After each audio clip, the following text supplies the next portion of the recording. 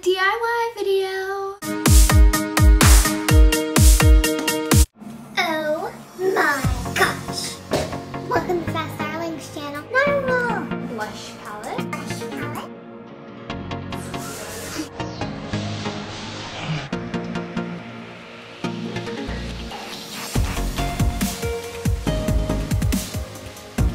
Hi guys, so today I will be showing you how to make a DIY lolly tint and then a DIY cha-cha tint, and I've already made a DIY video on how to make your own Benetint, so I will link that down below, and then I'll also put it on the screen somewhere so you guys can click on that first and watch that one first or watch that one second, or you know. So I put a lot of hard work into this. This was requested, so I hope you guys like the video, and yeah, just continue to watch it for one more.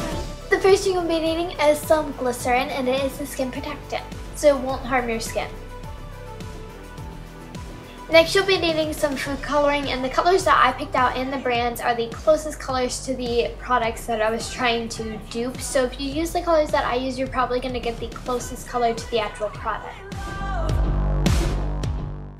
Next, you'll be needing some nail polish jars, or you could just use like really any container. I just think that nail polish jars make it look even more similar. And then here's just an example of what it looks like.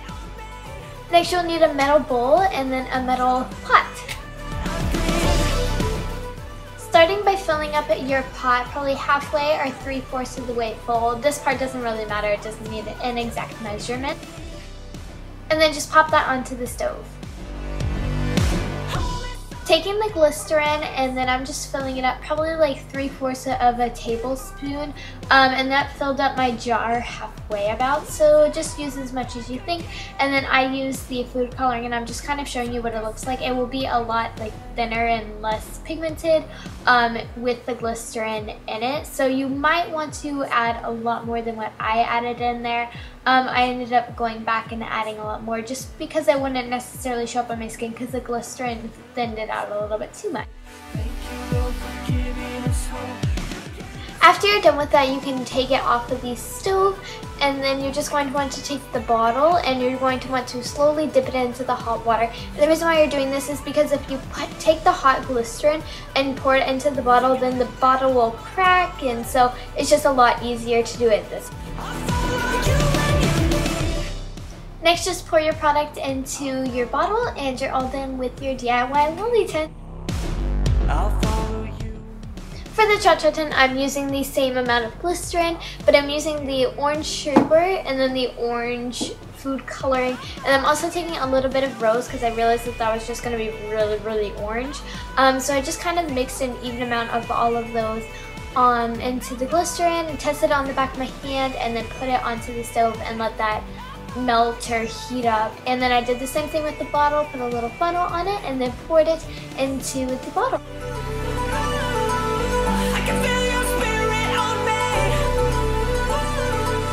You're the very air that I breathe. So I just showed you guys how to make your own DIY lolly tint and then your own DIY cha-cha tint.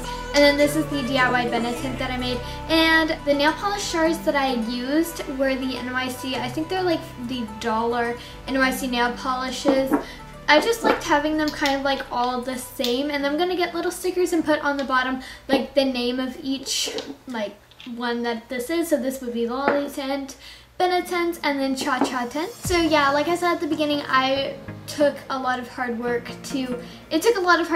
just to come up with the colors. I probably spent a good 2 hours trying to find like the perfect shade combinations and everything for these products. If you did like this, please, it would mean so much to me just to give this video a thumbs up, and then comment down below what you guys would like next, or maybe, I don't know, something. And then also, don't forget to subscribe. I try and make videos every Sunday and Wednesday, and every time I make a video, I am always happy just to know that somebody will be watching this and will gain something from the video.